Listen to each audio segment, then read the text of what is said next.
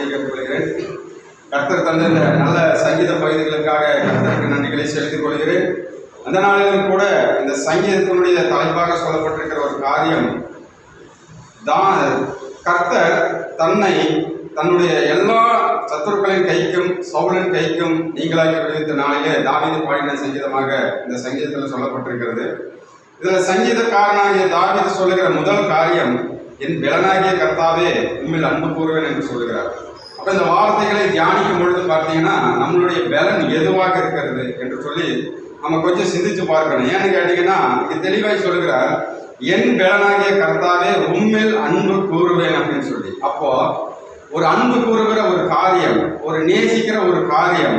அப்போ தாவீதினுடைய காரியத்தில் எது இருக்குன்னா, கர்த்தரின் பலனாகி இருக்கிறாருன்னு சொல்கிறார். அப்போ நமக்கு எது ஒரு பலனாக இருக்குது, நம்ம எதில் அதிகமான நாட்டங்களை வச்சுருக்கோம், நம்ம எது அதிகமாக அன்பு செலுத்துகிறோம் அப்படின்னு பார்க்கும் பொழுது பார்த்தீங்கன்னா நிறைய காரியங்கள் நம்மளிடத்துல ஒரு மைனஸாகத்தான் இருந்து கொண்டு இருக்குது. ஆனாலும் கூட இந்த தாவீது சொல்கிற ஒரு காரியம், என் பலனாகிய கர்த்தாவே உண்மையில் அன்பு கூறுவேன். ஏன் அன்பு கூறுறாரு அப்படின்னு பார்த்தீங்கன்னா இந்த தலைப்பு தெளிவாய் சொல்லுகிறது, எல்லா விதமான சத்துருக்களின் கைக்கும் கர்த்தர் தாவீதை விடுவித்தார் என்று சொல்லி. அப்போ இது ஒரு விடுதலையின் சங்கீதமாக நமக்கு சொல்லப்படுகிறது. தாவீதுக்கு கர்த்தர் கொடுத்த ஒரு விடுதலை அல்லது ஒரு விடுதலையின் சங்கீதமாக இந்த நாளில் நம்ம ஏறெடுக்கலாம். ஏன்னு கேட்டீங்கன்னா ஒரு விடுதலை என்பது ஒரு சர்வசாதாரணமான ஒரு விஷயம் இல்லை. ஒரு அடிமைத்தனம் பார்த்தீங்கன்னா இன்னைக்கு நிறைய பேர் நிறைய காரியத்தில் அடிமைத்தனங்கள் இருந்து கொண்டே இருக்கிறது. அந்த அடிமைத்தனம் எப்படின்னு பார்த்தீங்கன்னாக்கா, நம்ம பார்த்தீங்கன்னா ஒரு பேதையை போல, நமக்குள்ள ஒரு போதையை போல இருக்கும் அந்த அடிமைத்தனம். உதாரணத்துக்கு பார்த்தீங்கன்னா இன்னைக்கு ஒரு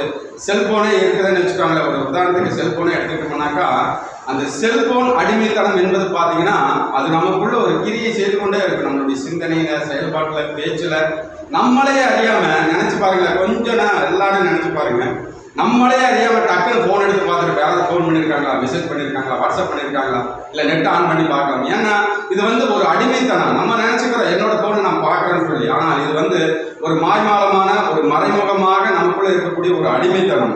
அப்போ அந்த ஒரு அடிமைத்தனத்தை கர்த்தர் விடுவிக்கிறாருன்னா அது எவ்வளவு பெரிய ஒரு காரியமாக இருக்கணும். அப்ப கர்த்தர் இடத்திலிருந்து தாவீது இவ்வளவு பெரிய ஒரு விடுதலையை எப்படி பெறுகிறாருன்னு பார்த்தீங்கன்னா, நாத்தான் தீர்க்கதரிசி பத்சேபால இடத்துல செஞ்ச தவறை உணர்த்தும் பொழுது பார்த்தீங்கன்னா உடனடியே மனம் திரும்பி பரிசுத்தமாகிறார்.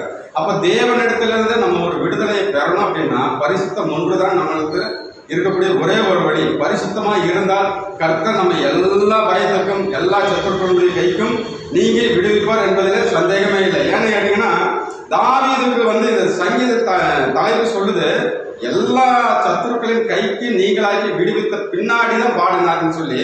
ஆனா எத்தனையோ போராட்டங்கள், நெருக்கங்கள், பாடுகள், உபத்திரவங்கள், நிம்மதி இல்லாத நிலைகள், தூக்கம் இல்லாத நிலைகள், ஆகாரம் இல்லாத நிலைகள், இடத்துக்கு இடம் மாறுறது, பட்டணத்துக்கு பட்டணம் மாறுறது, ஒரே ஒரு மனுஷனுக்கு பயந்து எத்தனை இடத்துக்கு ஓட முடியுமோ அத்தனை இடத்துக்கு ஜீவனை பிடிச்சிக்கிட்டு கையில உசுர பிடிச்சிக்கிட்டு ஓடுறாரு. அத்தனை நிலையிலையும் இந்த விடுதலை கொடுப்பதற்கு முன்பதாக அத்தனை போராட்டத்திலையும் அவர் கர்த்தரை ஒரு வார்த்தை கூட குறை சொல்லாம ஆண்டவருடைய கண்களுக்கு மறைவாக எதுவுமே நடக்காதுன்னு சொல்லி மறுபடியும் ஆண்டவர்கிட்டே தான் சொல்லிட்டு இருக்காரு, ஆண்டவரே என் சத்துருக்களுடைய கண்களுக்கு என்ன விடுவியும் சொல்லி. ஏன்னு கேட்டீங்கன்னா வேதம் நமக்கு தெளிவாய் கற்றுத்தருகிறது, ஆபத்து காலத்தில் நீ சோர்ந்து போவாயானால் உன் பலன் புரியணுதாமா. அப்போ நமக்கு ஒரு பிரச்சனை வரும் பொழுது நம்ம சோர்ந்து போயிட்டோம்னாக்கா அதிலிருந்து மீண்டு வர்றது ரொம்ப ரொம்ப ரொம்ப ரொம்ப கடினமான ஒரு காரியம் என்று சொல்லி வேதம் சொல்லுகிறது. அதனாலதான் தாவீது தன்னுடைய தேவனுடைய காரியத்தில் தெளிவாக இருந்தார். சங்கீதக்காரனாக சொல்லுகிறார், நானும் எப்பொழுதும் நம்பிக்கை கொண்டிருந்து உங்களை துதித்துக் கொண்டே இருப்பேன். அப்ப நம்ம பரிசுத்தம் ஆவதற்கும் விடுதலை அடைவதற்கும் ஒரே வழி என்னன்னு கேட்டீங்கன்னா தேவனை துதித்துக் கொண்டே இருக்கணும். ஆண்டவர் சொல்றாரு, எல்லா காரியத்திலிருந்து எல்லா சத்துருக்களிடத்திலிருந்து உன்னை விடுவிப்பேன் விடுவிப்பேன் விடுவிப்பேன்னு சொல்லி. அந்த விடுதலை என்பது பாத்தீங்கன்னா ஒரு சர்வசாதாரண காரியம் இல்லை. இங்க தாவீது சொல்றாரு பாத்தீங்கன்னா, மரண கட்டுகளை என்னை சுற்றி கொண்டது, துர்ச்சன பிரவாகம் என்னை பயன்படுத்தினது, பாதாள கட்டுகளை என்னை சூழ்ந்து கொண்டது, மரண கண்ணிகள் என் மேல் விழுந்தது என்று சொல்லி. அப்ப இத்தனை வகையான திட்டங்களுக்கு, சதிமோச நாச திட்டங்களுக்கு தாவீது தப்பிச்சுக்கிட்டே போறாரு. என்ன காரணம்னு கேட்டீங்கன்னா கர்த்தர் அவரோட கூட இருந்த ஒரே ஒரு காரணத்தினால எந்த ஒரு மனுஷனும் தாவீதினுடைய நிழலை கூட தொட முடியவில்லை என்று சொல்லி வேதம் நம்மளுக்கு தெளிவாய் சொல்கிறது. அதனாலதான் ஆண்டவர் சொல்றாரு, நான் உன்னை பொல்லாதவர்களின் கைக்கு தப்புவித்து உன்னை பலவந்தரின் கைக்கு நீங்களாக்கி விடுவிப்பேன் என்று சொல்லி சொல்கிறார். அப்போ கர்த்தருக்குள்ள நம்ம இருந்தா அவர் தான் நமக்கு எல்லாமே, அவர் தான் நம்மளுக்கு சகலமும் அப்படின்னு சொல்லி இருந்தோம்னா அவரே இறங்கி நமக்காக எல்லா வகையான என்பதிலே சந்தேகமே இல்லை. அப்போ ஆண்டவர் தாவீதுக்கு எப்படி இந்த ஒரு பலன் வந்துச்சு, எப்படி ஆண்டவரை தன்னுடைய பலனா எடுத்துக்காருன்னு பார்த்தீங்கன்னா, கோலியாத்தை எதிர்த்து நிற்கும் பொழுது பார்த்தீங்கன்னா தாவீது சொல்லுகிற வார்த்தை பார்த்தீங்கன்னா அந்த விசுவாச அறிக்கை தான்.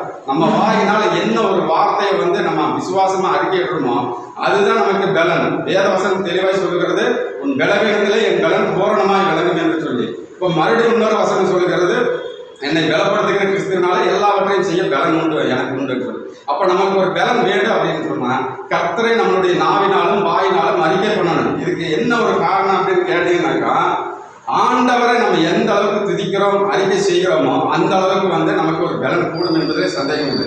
அப்போ கோலியாத்தை எதிர்த்து நிற்கும் பொழுது தாவீது சொன்ன ஒரு வார்த்தை பார்த்தீங்கன்னா, ஜீவனுள்ள தேவனுடைய சேனைகளை நிந்திக்க இந்த பெலிஸ்தன் எம்மாத்திரம். சர்வசாதாரணமாக சொல்றார், அவ்வளவு பெரிய ஒரு நபர் பார்த்து இந்த விருத்த சேதனம் இல்லாத இந்த பெலிஸ்தன் எம்மாத்திரம் என்று சொல்லி சொல்லுகிறார். இப்போ தானியேல் புஸ்தகத்தில் பார்த்தீங்கன்னா சாத்ராக் மேஷாக் அபேத்நேகோ வந்து சூளையில் நெருப்பு சூளையில் போடும் பொழுது அவங்க சொல்லுகிற ஒரு காரியம், ராஜாவாகிய நேபுகாத்நேச்சர் நினைச்சுக்கிட்ட போய் சொல்றாரு, அவர் பேர் சொல்லி கூப்பிடுறாரு. இன்னைக்கெல்லாம் வந்து நம்ம ஒரு கிறிஸ்தவங்களா இருக்கிறோம், சர்வசாதாரண ஒரு கவுன்சிலரை நம்மளால பேர் சொல்லி கூப்பிட முடியாது, ஒரு கட்சியில் இருக்கக்கூடிய ஒரு தலைவரை நம்மளால பேர் சொல்லி கூப்பிட முடியாது. ஆனா அவங்க கிறிஸ்துவுக்குள்ள வைராக்கியமா இருந்தனால ராஜா கிட்ட சொல்றாங்க, நேபுகாத்நேச்சாரே இந்த காரியத்தை குறித்து உத்தரவு சொல்ல எங்களுக்கு அவசியம் இல்லை அப்படின்னு சொல்லி சொல்றாரு. ஏன் அப்படின்னு கேட்டீங்கன்னா, கர்த்தருக்குள்ள இருக்கும் பொழுது பாத்தீங்கன்னா எப்பேற்பட்ட ஒரு மனுஷனை நமக்கு ஒரு பெரிய மனுஷனாவே தெரியாது. ஏன்னு கேட்டீங்கன்னா, கர்த்தருக்கு அப்பாற்பட்ட ஒரு காரியம் எதுவாக இருந்தாலும் சரி அதை வந்து நமக்குள்ள இருந்து எடுத்து போடணும். அதுக்காக கர்த்தரைட்டு நம்ம விடுதலை ஆக்கணும் அப்படின்னு சொல்லி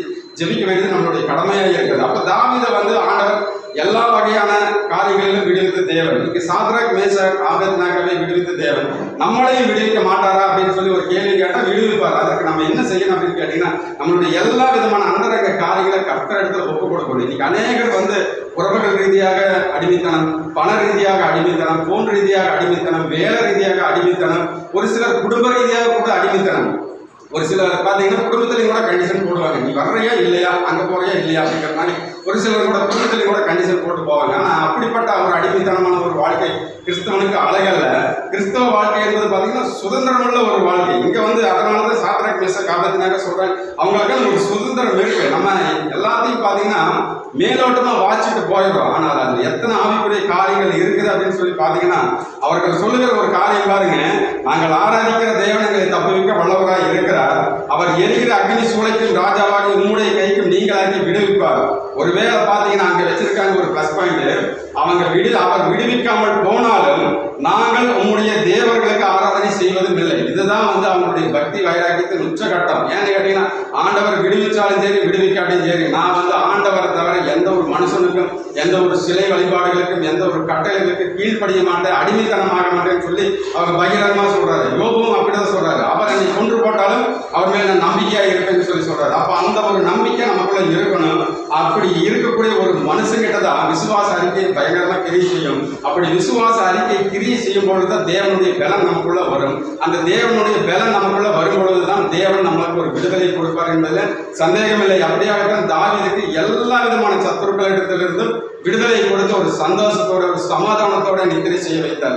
இன்னைக்கு சங்கீத வசனத்துல எல்லாம் நம்ம பார்க்கிறோம், என்னை சமாதானத்தோட தூங்க வைக்கிறீங்க ஆண்டவரே அப்படின்னு சொல்லி. எத்தனை பேர் இன்னைக்கு சமாதானத்தோட தூங்குறாங்க பாருங்க.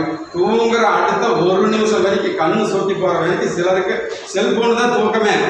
செல்போன் பார்த்தா தான் தூக்கம் வரும். ஒரு சிலருக்கு வந்து பார்த்தீங்கன்னா பைபிளை திறந்தாலே கொட்டாயம் வந்துடும். ஆனால் செல்போன் வந்து 12-1 மணி வரைக்கும் பார்த்துக்கிட்டே இருப்பாங்க, தூக்கத்தையும் கூட தொலைச்சிக்கிட்டு பார்த்துட்டு இருப்பாங்க.